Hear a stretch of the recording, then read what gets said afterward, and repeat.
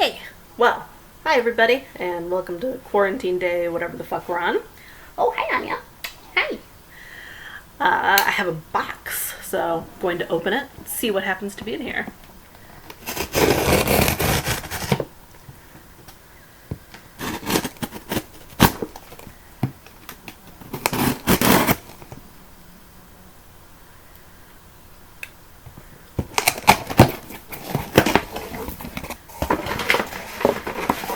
Hey, we have copies of Queens of Noise.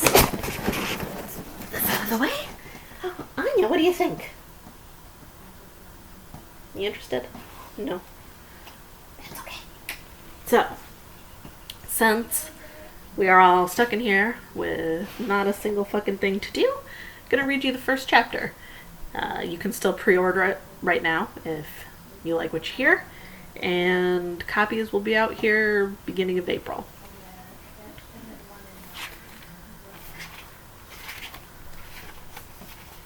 So, Chapter 1.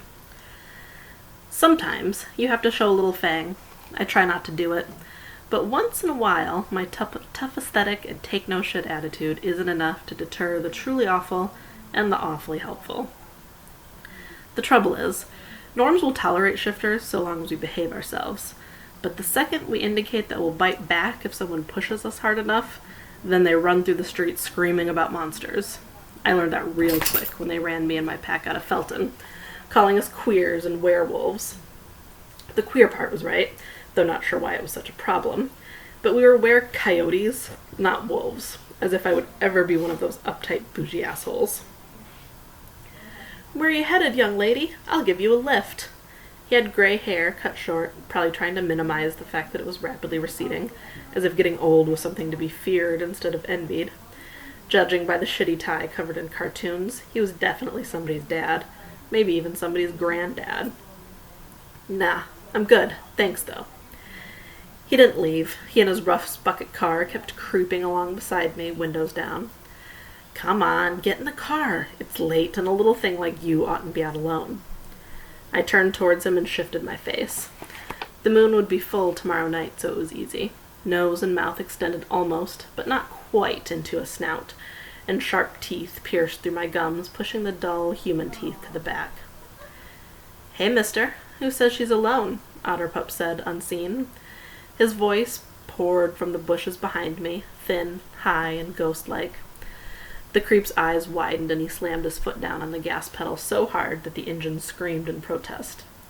His tires left the stink of burning rubber in the air as he roared away. Otterpup hopped out of the bushes, laughing. He was a dizzying palette of colors, from his electric blue hair to his glittery purple suit to the thick rainbow of eyeshadow on his light brown eyelids.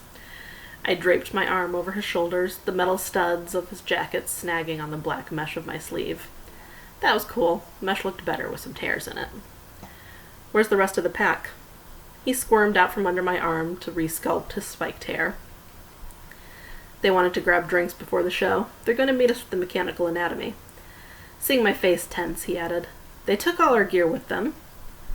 I was not happy they'd left Otterpup to travel on his own, especially after the asshole I ran into. But he was an adult now.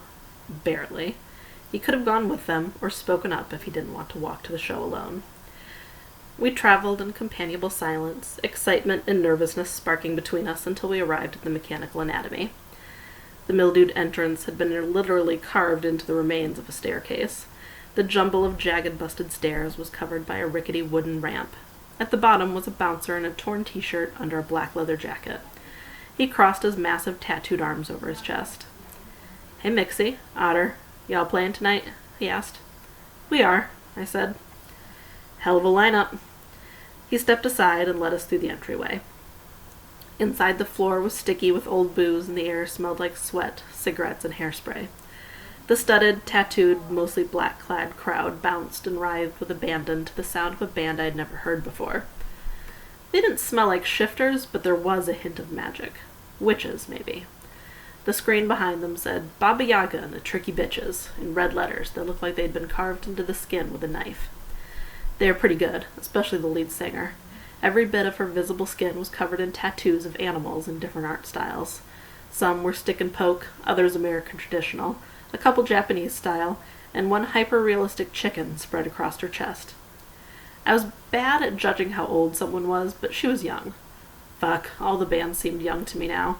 33 was practically dead in punk years. Gemini slipped through the crowd towards us, their eyes wide with a look that said, "Un-fucking-believable." We'd been a band together long before the whole were-coyote thing happened, and they were the closest to my age, with black skin and an electric pink mohawk. They were a huge nerd. Tonight, they were dressed like a punk rock Sherlock Holmes with a ripped plaid jacket that hung down to their calves and decorated with spikes, buttons, and patches. They grabbed my arm and leaned in. Their whiskey and menthol breath tickled my nose. "Arn, the wolves are here." "Shit. Are they playing?" They nodded vigorously. "Well, toss back a shot because we're going to have to kick some ass tonight," I said. Gemini grinned, a hint of fang popping through their gums. "I know the full moon is coming, but keep it in check. We're here to play, not pick a fight." Yeah, I got you, Mama C." I glared at them. I wasn't sure when the nickname Mama C started, but at my protests that I was nobody's mama, it turned into Mix C, which then became Mixie. Only Gemini could still get away with calling me Mama C, usually when I was being protective or bossy. "Where's everyone else?" Otterpup asked. "Keeping an eye on our gear, just in case the wolves try something." "Good call," I said. We fought our way to the bar. Double shot of tequila for me, whatever beer is the cheapest mixed with cider for him, and a whiskey shot for them. I pointed at Otterpup and Gemini respectively. The bartender poured and handed the drinks to us. $10, she said. "We're with the Mangy Rats," I said. $4. That one already drank their comped drinks. I glared at Gemini, who smiled and shrugged. "This is coming out of your cut if we win," I said. "Fair enough." We took our drinks and squeezed through the dancing crowd to the doors in the back. When the door clicked shut behind us, the music was muffled to a dull pulse. The air was damp, the floor concrete, and uncovered pipes ran along the ceiling and dripped what I hoped was water on the floor. Juniper and Rowan sat pressed against one another. Juniper's curly, natural red mohawk flowed all the way down to her lower back and had bits of paint stuck to it from the peeling wall behind her. Her pale cheeks flushed peach. She and Rowan had clearly been making out, probably the reason they'd wanted to leave early. Otterpup was perceptive enough to stay home. Gemini, on the other hand, was not, and had probably spent the last hour as their unwitting third wheel. It was funny. I wasn't sure why they didn't just say they were fucking. No one cared. "Dead and Disorderly is playing," I said. Rowan wrinkled his nose. "Why? Battle of the Bands is always punk. Goth posers have Dracula's Ball in October." I chuckled. I guess they didn't get the memo, but I'm for sure not going to let R upstage us on our own turf. So everybody get warmed up because we have to kill it out there tonight. Metaphorically. I glanced at Gemini, who nipped the air playfully. They all began to prepare in their own ways. Otterpup by checking over his collection of numerous quirky instruments. An air horn, a harmonica, strips of sheet metal, and God only knew what else he'd collected. Gemini jumped up and down, tapping the air with her drumsticks. Rowan and Juniper fingered their guitars while I tended to my vocals, running warm-ups and downing shots of tequila. When at last we were called to the stage, we grabbed our instruments and stepped out under the bright lights. I made eye contact with each member of the band and was pleased they all looked determined, excited, and only a little scared shitless. Gemini grinned and gave me a thumbs up. "Let's blow their fucking heads off." Juniper grinned and struck a power pose with her guitar. The crowd clapped and screamed. We only had 10 minutes. We had to make it count. Gemini counted us off and we roared to life with one of our most popular songs, "Shit Gets Bitter." I loved to play it because it showcased what a brilliant weirdo Otterpup was, and he got to play every single one of his instrument collection. While I growled and shrieked about growing up queer in a world that hated us, he banged and flapped his sheet metal, smashed a sealed bag of old chipped glasses with a hammer, and even buzzed on a kazoo. The crowd fucking loved it. They stomped and cheered, and someone threw their underwear at him. We slid into a new track. Life's Not Easy, but I Am. That put me and Juniper center stage. She thrashed and slammed the strings of her guitar while I jumped and danced, growling the words menacingly and crescendoing to a raw scream. Then we slipped back into Shit Gets Bitter and closed on a crash of drums and squeal of guitar. The audience thundered and stamped their feet. Otterpup grinned over at me. We absolutely murdered our set. No way we were not going to the final three. I waved and touched hands with a group of girls in the front row who screamed, "I love you, Mixie!" Then we hustled off the stage for the next band. Backstage, I grabbed an old towel from my bag and wiped my face, still running high from our killer performance. Rowan and Juniper disappeared in the bathroom, probably to screw. Jem and I went out to the bar to flirt for drinks, while Otterpup and I watched the rest of the bands. The next two bands were good, but not great. Then came Dead and Disorderly. R glided across the stage on strappy black shoes, the heel styled to look like a literal stiletto, her hips rolling with wolfish grace. The light dimmed to a smoky silver, giving her warm umber skin a deathly pallor. R's lush, wavy, black, long hair was streaked with cobalt that perfectly matched her lipstick. The left side of her head was shaved, a Luna moth tattooed on the side as if perched on her ear. She stepped up to the microphone and the room went silent. It wasn't just her. The entire band was pretty. Stunning, if I'm being honest. Huge, sleek, and menacing, as if they embodied their wolf alter egos. Their clothes were a mix of tight and flowing, leather and lace, but all black. They began to play. Soft chimes, synthesizers that hissed and popped like the band had found them after sitting for 30 years in a dusty basement, and the gentle whine of an electric violin. R's voice was powerful and exquisite, low and menacing. When she sang, I could feel myself transported to a beautiful garden full of flowers and death. They went into a fast, raucous number about a woman on a murder spree that let the guitars and R's gleeful, threatening voice shine. When they finished, the crowd screamed their approval. When I glanced at Otterpup, he was watching me and smirking. "What?" He shrugged and his smirk deepened. "Nothing. They're good, huh?" "I guess." I crossed my arms. "For frilly goth crap." The members of Dead and Disorderly waved. R blew kisses, and they left the stage. When the crowd settled down, Lala, the owner of the Mechanical Anatomy, came onto the stage. "That was one hell of a show tonight, but only 3 bands can make it to the Battle of the Bands final showdown for a chance to win $1,000 and 10 hours of free studio time, courtesy of the badass folks at Studio Scream." She paused to allow the crowd to clap politely. After a very scientific calculation of how hard y'all cheered, I got the names right here. The crowd chuckled as she pulled an envelope from her pocket. Otterpup grabbed my hand tight. "Who wants to know which bands made it to the showdown?" Lala crowed. The band clapped and hooted. The crowd clapped and hooted. "I don't think y'all are excited enough." I said, "Who wants to know which bands made it to the showdown?" The crowd shouted, whooped, and stomped louder. "That's more like it. All right. First we got Baba Yaga and the Tricky Bitches." Everyone cheered and clapped. A handful of groupies and band loyalists booed. "Dead and Disorderly." R and her pack shouted and hugged one another. Otterpup's grip on my hand tightened and my heart raced. We had to make it to the showdown. We needed that money, and we had kicked ass up there. We deserved this. And finally, the Mangy Rats. Congratulations and good luck, y'all. Lala jumped off the stage and made her way through the crowd. Everyone began to bob and dance as music blasted over the speakers. "Holy shit, we did it!" I scooped Otterpup up in a hug. He laughed and kissed me on both cheeks. Gemini, Juniper, and Rowan forced their way through the crowd to us, and we cheered and hugged in jubilation. "Shit, Dead and Disorderly is going to be hard to beat," Gemini said. "We can do it. We're fucking coyotes. We're tenacious," I said. "I'm still amped from that set. Anybody want to stick around and dance?" Juniper asked, shooting a glance at Rowan. Before she'd even finished the question, Otterpup was making eyes at a man at least 20 years older than him, with thick arms and shitty tattoos. He wandered away from us, writhing and dancing, until the man caught him around the waist, and they spun off together. "I guess Otterpup's down." "I'll stay," Gemini said.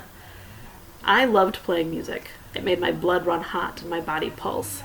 And then I crashed. Hard. I was ready to fall asleep standing up, and probably would if I stuck around. "Have fun, young'uns. I'm heading out. Be safe, watch out for each other, and kick that dude's ass if he tries to fuck with Otterpup, yeah?" "Always, Mixie," Gemini grinned. I gave them all quick, firm hugs and waved at Otterpup. He smiled and waved back, I gave the man he was dancing with a sharp glare and was happy to see his smile wilt and his aggressive, thrusting, handsy dancing toned down a touch. On my way out, I shook hands with Lala. Thanks. The mangy rats were amazing as always. She smiled, but it didn't reach her eyes. There was a slump in her shoulders I hadn't seen before. Probably none of my business, but everything all right, Lala? Fuck, but you shifters are more perceptive than my own mother. I laughed. Yeah, well, at least the social ones are. I met a weremoose once. Girl knew right away if you were trying to fuck with her and would get pissed like no one I've ever seen. But anything else, she wouldn't spot it until and unless you screamed it in her face. There are weremoose? I shrugged. At least one. When I was a kid, there were werewolves and nothing else, and not nearly as many as there are now. Mostly lived up in the mountains in tiny communities and coming into town for supplies once in a while. Real secretive old families going back generations. Every now and again you ran into somebody who pissed off a witch and got turned. Now there's coyotes and moose and who knows what the fuck else. Yeah, it came as a surprise to me too. I chuckled and it came out more bitter than I intended, but if Lala noticed, she ignored it. She lowered her voice so it was barely audible over the din of the bar. I don't know if you can hear Anya snoring, but she's snoring very loudly right now. Can I ask how I got turned? Yeah, you can ask. I grabbed the nearest chair, swung one leg over, and sat down backwards. Truth is, I don't know. It happened 4 years ago. I blacked out and woke up in a field with the mangy rats, who were strangers then, except for Gemini. My mom always told me that the only 2 ways to turn into a shifter were born to it, but I wasn't, or to piss off a witch, which I definitely don't remember doing. She doesn't talk to me anymore, real superstitious. Thinks I caught the eye of an evil witch and will bring bad luck wherever I go. My dad was the same way. He used to hang cat's eyes made of blown glass in every window to keep the house safe from the eyes of any passing witch. He doesn't talk to me anymore either. Found sage in my bedroom and accused me of trying to summon demons into the house. Yeah, I guess a witch daughter isn't any more welcome than a were-coyote if you think witchcraft is demonic. Did he make you eat raw onions on the full moon? I asked. Oh God, yes. At least until I got big enough to run the fuck away. I still can't stomach onions, even cooked. She laughed and shook her head. Things are different in the cities, even little ones like Oak Tree Harbor, but not that different. Everybody here wants to trade with witches, but not be seen in public with us. Fucking city norms are the most hypocritical.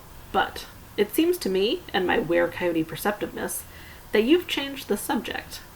You don't have sad puppy dog eyes because people are generally disappointing. But it's okay. You don't have to tell me what's up if you don't want to. Just thought you should know that I'm on to you. She laughed dryly and sighed. Yeah, you got me. But I'm dodging only because I think you got a right to know, but I don't really want to talk about it. So, here goes. Mechanical Anatomy is closing down right after the final showdown. What? I shouted. Seems some rich shithead wants to turn it into a theater, reported me to the city for a host of health and safety violations, most of which were true enough. I mean, there was a lot I was supposed to do before opening this place up to the public, but I didn't have the money to do any of it. They're closing me down. Well, technically they already closed me down, but fuck 'em, right? I'll keep running this thing until they drag me out. A theater? Like a movie theater? I couldn't believe it. Mechanical Anatomy was home for so many of us. We'd have to move on. No point in a punk band staying here in this backwater town if they didn't even have a venue for us to play.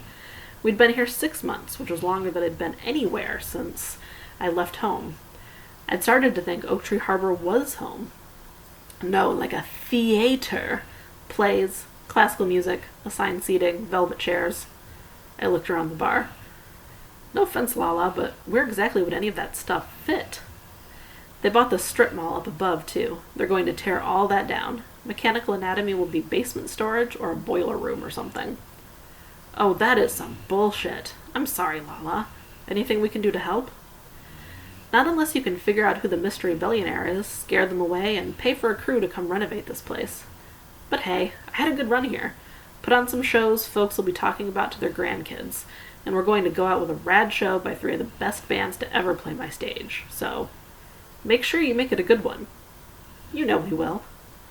She held out her hand and I shook it. She squeezed my hand tight. It's been fun. Lala returned to the bar to mix drinks, and I went out into the dark to walk home. The night air was cool on my sweaty skin, and the sky was littered with stars. Nights like this were why I liked living in smaller places instead of big cities. But maybe it was time we headed to one of the coasts and try to catch some gigs in bigger venues. I'd done it in my teens. It was rough. I played a lot more shows, made a lot more money, but the money I made didn't go far enough to save me from squatting and sleeping in my car. At least out here, the weather was mild, and we could set up camp outside of the city and nobody would hassle us. Besides, living in a big city now would mean budgeting for gas to get us to some woods every month for the full moon. At Oak Tree Harbor, they didn't exactly love their shifter population, but they tolerated us. Even made a few accommodations with only minimal grumbling, like keeping their pets and kids inside on the full moon, just in case one of us got too close and was tempted by the animal brain crowding out the rest of our senses. "Hey, wait up," someone said from behind me. I turned to see R, her makeup still flawless. She wore a long, black cape draped over her shoulders and fastened around her neck with a ruby-studded brooch in the shape of a skeletal hand. I tensed. Was she here to start trouble? Trying to scare off the competition? I gave her a cold stare. "Hi." She took out a pack of cigarettes and offered one to me. I shook my head. She pulled one out with her long fingers and lit it. "Y'all put on a good show tonight." "Thanks." "Oh, come on. We're all civilized, occasional canines here. That was genuine. You're good." "You all put on a good show, too. A little glossy and melodramatic for my tastes, but still, I'm sure the goth kids were into it." She smiled. Her perfect white teeth stood out against the darkness of her deep blue lipstick. "I'm sure they did. Just like I'm sure the punks enjoyed your set. It was hard to tell that you all are actually good underneath all the screaming and banging. A little histrionic for me, but hey, I do appreciate finding out there are punks out there who actually know what chords are." She gave me a wicked grin. God, but I hated the wolves. Her face turned serious. "I saw you talking to Lala. Did she tell you about the mechanical anatomy?" I searched for some sign she was trying to fuck with me, but all I found was earnest concern. "Yeah." "What do you think?" "What do you mean?" "Who do you think is behind it?" she asked. "I don't know. I'm not sure why anyone thinks a fancy theater in Oak Tree Harbor is going to rake in the cash. The punks, metalheads, and goth kids aside, folks here are more into classic rock than art house." That's what I thought too, but there's signs going up in Hammond trying to sell Oak Tree Harbor as the place to move for cheap real estate. Even citing so-called urban and modern conveniences like the coming soon Rosebud Theater. Meaning they're going to force everybody out, not just Lala. It was a matter of time, I guess. It's happening all over. It's coming here sooner than I was hoping, but I figured we'd be moving on eventually. "Who says we should just roll over and take it?" she said, her voice sharp.